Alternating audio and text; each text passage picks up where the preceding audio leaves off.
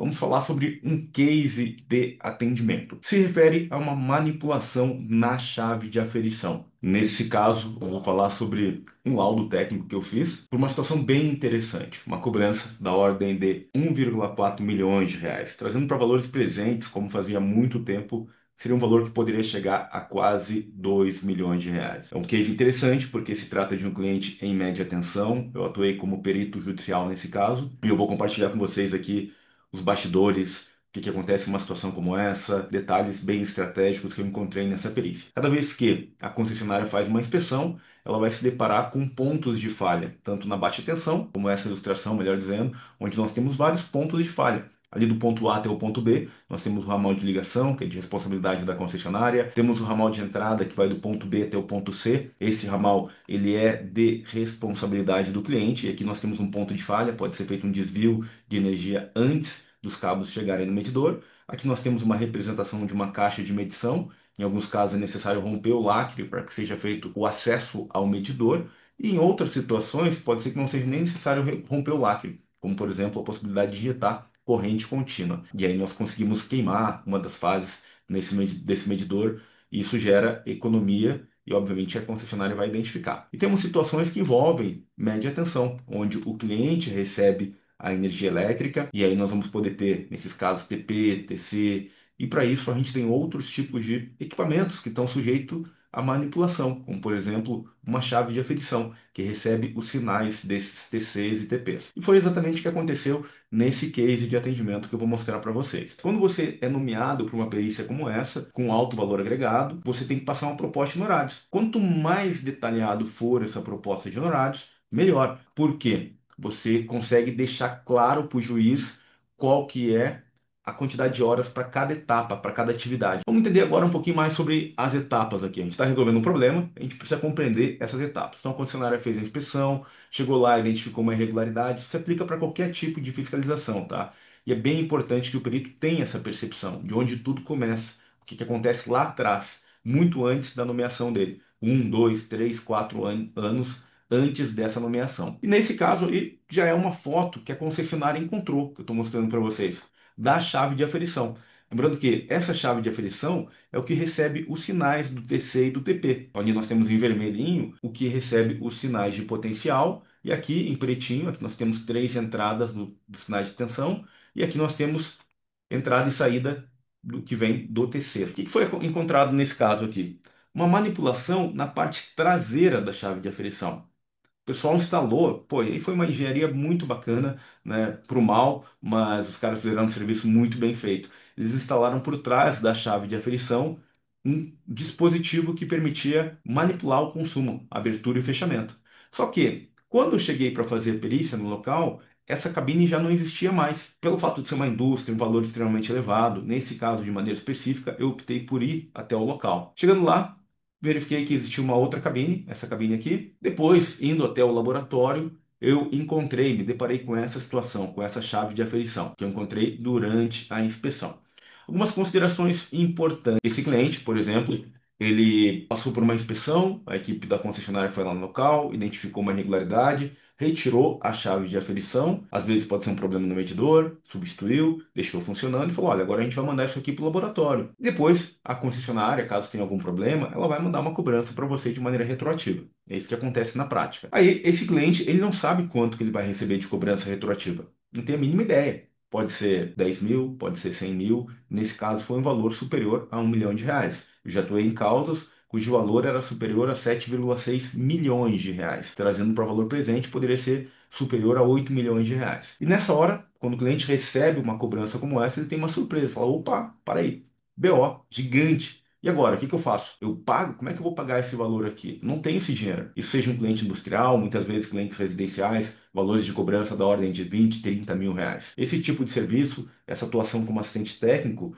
uma fase que antecede a um processo judicial, eu faço para clientes em vários estados do Brasil. É uma oportunidade muito boa. Para quem procura uma renda extra, vale muito a pena, tá? Até mesmo para quem já tem empresa. E aí, nós temos situações como essa de hoje, que está associado a uma situação onde eu, estando cadastrado no tribunal, recebi a nomeação e a partir desse momento eu preciso atuar como perito, fazer um laudo para o juiz dizendo: olha, eu concordo com essa cobrança da concessionária de energia, da ordem aqui de vamos arredondar trazendo para um valor presente na época, uns 2 milhões de reais, ou não concordo. É isso que nós temos que fazer, nos posicionarmos para ajudar o judiciário, o juiz que nos nomeou, porque ele não tem esse conhecimento técnico em relação àquela situação. De maneira específica, o que que acaba acontecendo? Cada vez que nós somos nomeados por uma perícia como essa, existe um momento aqui muito importante que é a data da emissão do TOI, data no qual a equipe vai lá, faz a fiscalização daquela unidade consumidora e aí a concessionária analisa o histórico de consumo por um período que pode chegar até 36 meses, se ela conseguir identificar quando foi esse suposto início da irregularidade, tá? Depois disso, passado alguns meses, anos geralmente, existe um momento no qual é feita uma ação judicial. Isso aqui geralmente o tempo, o lapso temporal aqui são de meses. Por quê? Imaginem a seguinte situação. Chega um momento onde o juiz diz: caramba, agora eu vou nomear um perito, uma perita. Legal. Foi o que aconteceu comigo. Pode ser que vocês sejam nomeados por uma perícia, e aí é bem importante olhar o histórico do processo.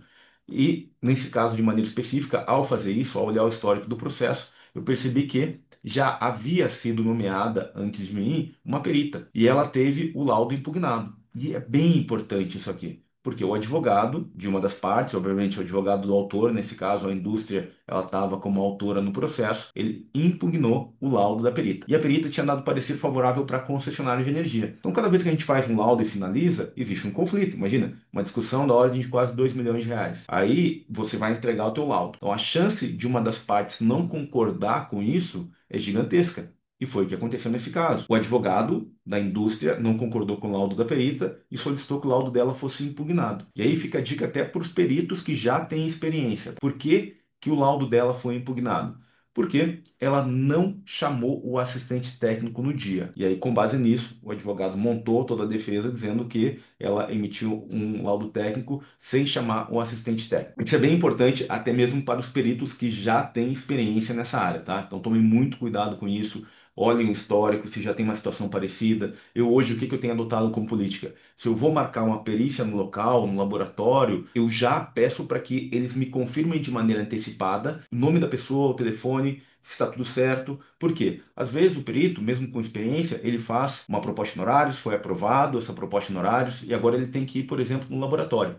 Aí, o que o perito faz? Ele passa a data no qual ele vai no laboratório. Às vezes, daqui a 2 semanas, e aí o tempo é muito curto, não tem tempo de tramitar isso tudo. Por quê? O perito sobe a documentação, chega para o judiciário, vai ter um analista lá que vai pegar aquilo e vai dizer: opa, agora eu vou passar, vou tramitar por advogado das partes, para os advogados das partes.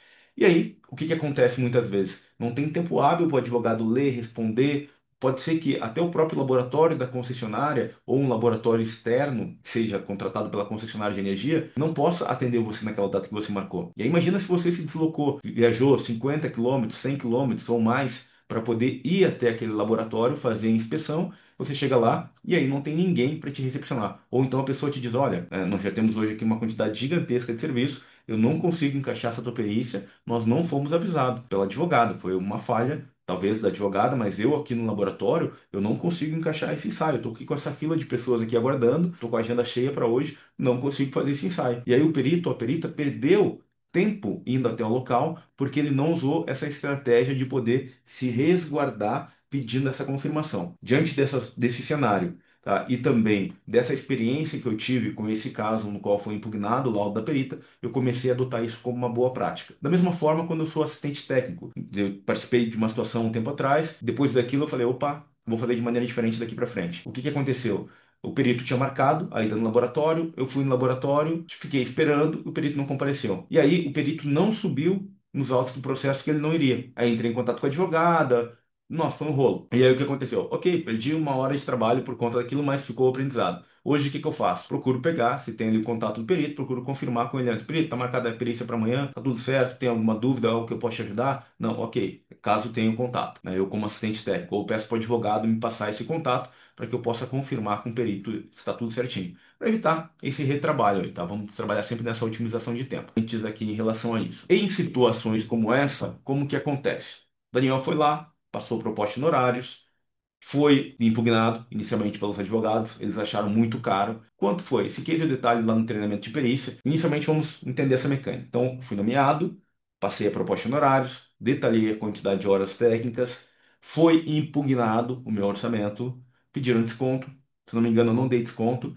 justifiquei aquela proposta em honorários, e aí o juiz aceitou, falou, opa, vamos manter. Embora as partes, o autor e o réu não tenham concordado, o juiz definiu que aquele valor estaria ok. Foi aprovado. O próximo passo qual é? Pedir o adiantamento. Então, eu pedi o adiantamento e comecei o serviço, marquei a ida até o local somente depois que foi depositado esse 50% na conta. Perfeito? Assim que eu trabalho. Alguns peritos preferem receber o dinheiro no final. Eu já gosto de sair com dinheiro no bolso. Detalhes: para marcar essa perícia, vamos imaginar a seguinte situação: uma chave de aferição que foi manipulada, foi retirada do local, foi enviada para o laboratório, foi feito o rompimento do lacre, porque quando eles tiram lá da unidade consumidora, a pessoa tira, coloca no invólucro. Esse invólucro tem um lacre. Colocaram no lacre, mandaram para o laboratório.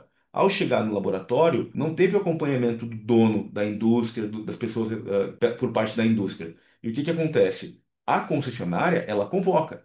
Cliente, se você quiser vir acompanhar, vai ser feito tal dia. Se você não puder nessa data, nós podemos remarcar. Só que isso é em letras miúdas. Muitas vezes o cliente não vê ou acaba não tendo percepção sobre a importância de ir até o local. E se o cliente não avisar que não vai, não pedir para remarcar, a concessionária ela tem autonomia para poder dar sequência, para poder fazer um ensaio, ou seja, romper o lacre e fazer um ensaio. Quando ela rompe o lacre e faz um ensaio, nesse caso, fez um ensaio na chave de aferição, o que que ela constatou? Que realmente foi uma irregularidade devido a uma ação intencional. O que que seria isso? Uma ação intencional por parte do cliente dela que gerou um benefício, uma economia no consumo de energia. E essa ação intencional, ela foi atribuída ao cliente. Foi para uma área de cálculo, ou seja, nós temos o laboratório faz um relatório informando que foi uma ação intencional. Depois disso, vai para um outro departamento dentro da concessionária de energia, que é o departamento que faz o cálculo de maneira retroativa para estimar quanto que deixou de ser faturado.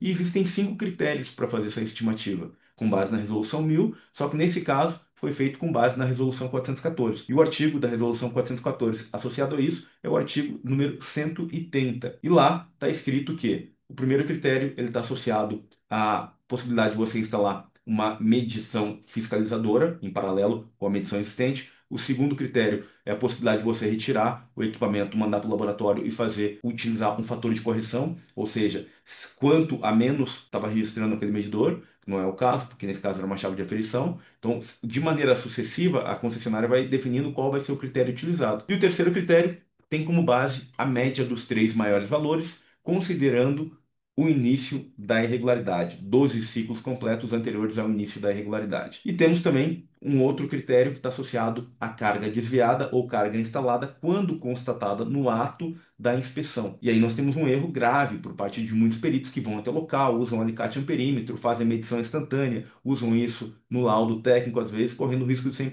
impugnado. Então, quando você vê alguém com um alicate amperímetro na feita uma medição, você fala, cara, esse cara não sabe o que está fazendo. E não façam isso. Da mesma forma, também não façam, não peguem um equipamento de medição e coloquem em paralelo com o da concessionária. Por quê? Porque não são um laboratório e isso não está previsto na resolução 1000, que é a vigente nesse momento, e nem na 414, que era daquela época. Então, são algumas dicas aí para quem está começando agora. E o outro é baseado nos valores máximos de consumo durante um período de 3 meses após a regularização da irregularidade. 5 critérios, tá? Isso aqui a gente esmiuça cada um deles e apresenta um case de atendimento no treinamento de perícia de fraude no consumo de energia elétrica. E tem uma outra questão que é o prazo. Prazo máximo, de acordo com a resolução 414, que estava vigente para esse caso, é de 36 meses, que foi o que a concessionária cobrou de maneira retroativa. E o meu trabalho qual era? 3 coisas eu precisava fazer. Primeiro, identificar se existia uma irregularidade e se essa irregularidade estava associada a uma ação intencional ou não, e de acordo com os argumentos apresentados por parte da concessionária, sim, era uma ação intencional. Agora, existiam mais 2 coisas que eu precisava verificar. Uma delas é se o critério utilizado para compensação de consumo não faturado estava correto, e o outro critério é se o prazo de 36 meses também estava correto. Geralmente a gente vai cair nessas 3 possibilidades, embora tenham muitas particularidades, perícias como essa, por isso que a gente não trabalha com modelo de laudo. Não cometam um erro de, eu quero um modelinho de laudo porque vai ser sempre assim toda vez para que eu possa seguir. Não, cada situação é uma situação diferente. E nesse treinamento a gente aprende a pensar de maneira crítica com base no que está na resolução. Isso é bem importante. Então, vocês vão perceber, para quem está começando agora, o quanto seria complicado ter um padrão e o quanto um padrão poderia associar não, poderia induzir um perito a um erro numa situação como essa, porque esse caso aqui é uma situação complexa. Tem vários cases que eu apresento que são situações muito fáceis. Ok, agora esse caso aqui é uma situação complexa. O valor da cobrança, 1.400.000 reais, desatualizados, poderia passar de 2 milhões de reais. Tem um outro case que eu quero trazer para vocês mais à frente, que é sobre uma cobrança da ordem de 7,6 milhões, trazendo para o valor presente, passaria de 8 milhões, a indústria ficou sem energia. Então tem muitos casos que são de alta complexidade e outros que são muito simples. Como eu comentei com vocês, o lacre já estava rompido. Por que que estava rompido? Não era o mesmo lacre que existia inicialmente, porque a concessionária precisou romper para fazer a verificação na chave de aferição. Então, quando eu cheguei no laboratório, o que eu encontrei lá era uma outra situação. Não era a mesma situação inicial, o mesmo lacre inicial. E isso foi uma das coisas que o advogado questionou. Então, nós precisamos nos posicionar na hora de fazer os quesitos técnicos em relação a isso também. Aqui são as fotos que eu tirei da própria chave de aferição. Essa parte inferior aqui é o local onde estava instalado esse dispositivo eletrônico. Então, obviamente que não tinha como se contestar que havia sido feita uma ação intencional. Nesse caso, concordei com a concessionária. Tirei várias fotos, algumas delas foram anexadas no laudo. Aqui foi uma foto do lacre, porque durante a verificação, a inspeção da chave, foi informado que não havia lacre rompido. E aí nós constatamos em loco lá que o lacre estava rompido, só que isso nós só conseguimos ver no microscópio. A equipe de campo, ela não conseguiu ver a olho nu que o lacre estava rompido. Isso é bem importante mesmo, porque os advogados, eles vão geralmente bater nesse tipo de detalhe. Poxa, você está falando que o lacre está rompido, mas a concessionária está falando que teve uma manipulação do medidor, só que o lacre não estava rompido. Não foi informado que o lacre estava rompido por parte da equipe da concessionária. E aí, nesses casos, o que que vocês precisam fazer em situações como essa? Precisam muitas vezes pedir o lacre para a concessionária, por isso que é importante para quem trabalha em concessionária de energia guardar as provas, tá? Isso é muito importante. Tem concessionária que descarta as provas. E aí depois, mais à frente, numa via judicial, ela acaba perdendo uma oportunidade, perdendo valores que ela teria direito, porque ela não montou o processo, ela não conseguiu comprovar de maneira adequada que aquela irregularidade foi através de uma ação intencional. Então, para quem trabalha em concessionária, sei que tem algumas pessoas aqui que trabalham, fica a dica aí que é bem importante isso. Um dos quesitos que foi feito pedia para que eu fosse até o local fazer o levantamento de carga. Tem muitos peritos que, quando são nomeados, eles ficam atentos somente ao que as partes estão pedindo. Aí lá tem um quesito que fala o seguinte: olha, faça isso, deita, rola, né, finge de morto. Eu falo, não, peraí. Então, eu me posiciono de maneira antecipada, dizendo quando eu vou num local. E muitas vezes, de maneira antecipada, eu já digo o que pode ou não pode ser feito. Só que nesse caso aqui, eu fui até o local, e aí, chegando lá, estava também presente o advogado da indústria, o dono da indústria e o engenheiro, que era o assistente técnico naquela época. E aí, eu olhei os quesitos técnicos, li com eles e expliquei na hora. Eu falei: ó, esse quesito aqui que você está pedindo, esse quesito aqui não tem como, não é necessário fazer esse levantamento de carga. Por quê? Porque isso aqui é feito somente no momento da constatação da regularidade. Como já se passaram muitos anos, qualquer coisa que eu venha a fazer como levantamento de carga agora aqui, eu não tenho como associar isso à realidade daquela época. E esse é um outro erro que muitos peritos cometem. Às vezes fazem medição instantânea e às vezes fazem levantamento de carga 2, 3, 4 anos depois. Então não caiam nisso. Tá? É uma outra situação bem importante. Nesse caso aqui, de maneira específica, o que que eu fiz? Analisei o comportamento das cargas, verifiquei, tá, o critério que estava sendo utilizado, que era basicamente focado na média do consumo, e olhei e falei: opa, isso aqui está um pouco estranho. Então não concordei com a concessionária. Analisando o TOI, o que que tinha no TOI? A numeração dos lacres que tinham sido encontrados. No próprio laboratório eu conferi isso, verifiquei que esses lacres realmente estavam adulterados e tinha uma situação um pouco atípica, porque quando envolve leitura na média tensão, com ida até local, também tem rompimento de lacre. Foi informado aqui no TOI que o medidor foi substituído para atualização tecnológica. No entanto, o problema foi encontrado na chave de bloqueio. Chave de bloqueio com dispositivo eletrônico estranho à medição. Aqui estava o problema e não no medidor. Então nós temos que nos atentar em relação a isso. O que acabou acontecendo? A concessionária apresentou uma data como sendo a do suposto início da irregularidade. Eu precisava concordar ou não com ela. Nesse caso, foi essa data aqui que ela apresentou. Com base no histórico de consumo, aqui teve um suposto degrau de consumo e eu não concordei com ela em relação a isso, tá? Porque ela alegou que foi aqui que começou a fraude. Eu falei: não, não foi aqui. Então, eu vou explicar depois para vocês o que que eu fiz, tá? Mas basicamente, né, eu peguei aqui, isso aqui é um print da resolução 1000, mas nesse caso a que foi levada em consideração é a resolução 414, tá? Então, na resolução 1000, o artigo é o 595.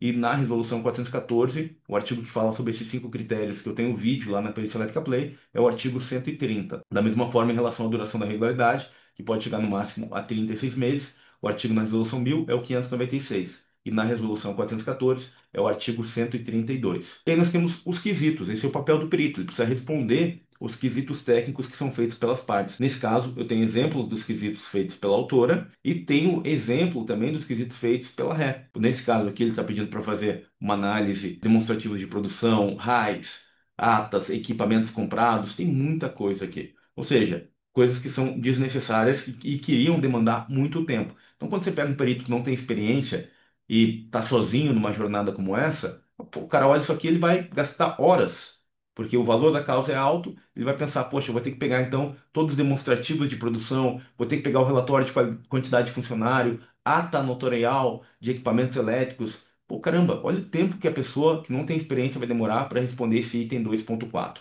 É muito tempo. Então, estejam em lugares onde vocês vão conseguir encurtar esse tempo, porque às vezes uma pergunta como essa, quem é nosso aluno, me manda no WhatsApp esse quesito técnico, Daniel, fiz o curso de fraude, preciso fazer isso? Não, não precisa fazer. Nesse caso, você faz tal coisa. Então, é isso. É vocês terem contatos também. E aqui na Perícia Elétrica vocês têm tanto o meu contato quanto o do João, quem é nosso aluno, para poder sanar esse tipo de dúvida, para fazer novamente a turma de maneira gratuita. Não tem problema nenhum. Quem é aluno aqui já sabe bem disso. Tem os quesitos da ré, onde nós vamos ter que olhar isso aqui e pensar, pô, caramba, que eu respondo em cada uma dessas coisas aqui? O que que é relevante? O que está enchendo linguiça? O que que não serve para nada? O que que eu posso só dizer sim ou não? Então, nesse caso, né, de maneira específica, o que foi entregue, o produto final aqui entregue foi isso aqui.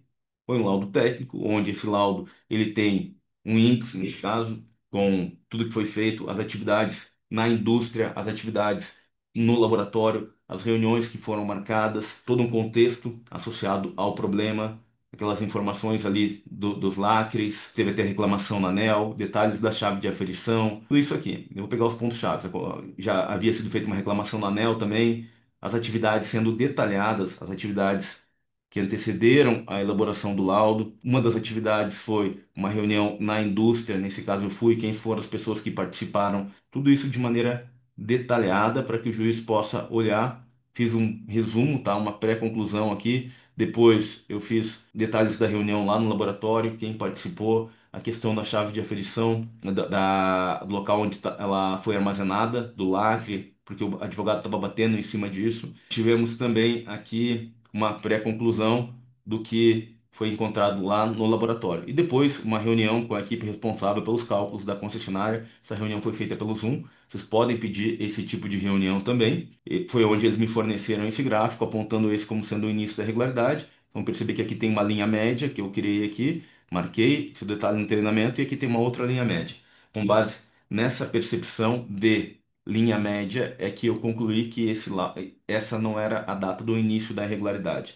Então isso aqui estava errado por parte da concessionária de energia, tá? Com base nessa percepção do gráfico em si. Depois disso, nós fomos para a metodologia da elaboração do laudo. Imaginem vocês quererem um padrão para isso aqui, tá? Na época, os artigos que eu comentei, o artigo 132 sendo referenciado, o artigo 130 são aqueles mesmos que eu tinha comentado anteriormente que estão lá na resolução 1000, tá? Só que a gente vai sempre pegar o que está vigente na data da emissão do TOI. Então, nesse caso aqui, a data de vigência era da resolução 414, por isso que eu utilizei aqueles artigos ali. E a gente detalha no treinamento esse case também, aprofunda um pouco mais, correlacionando com os problemas. Então essa aula ela é uma aula introdutória, isso aqui não é um treinamento para fazer um laudo, é necessário alguns conceitos também. Conceitos esses que vocês também conseguem adquirir, quem está na Perícia Elétrica Play, entendendo quais são os critérios utilizados, qual que é a sequência. Então basicamente aqui o que que a gente tem? Caracterização do problema, ok, foi caracterizado. Segundo ponto é identificação se o critério utilizado pela concessionária está correto, que são aqueles cinco critérios, e também tem a questão do prazo.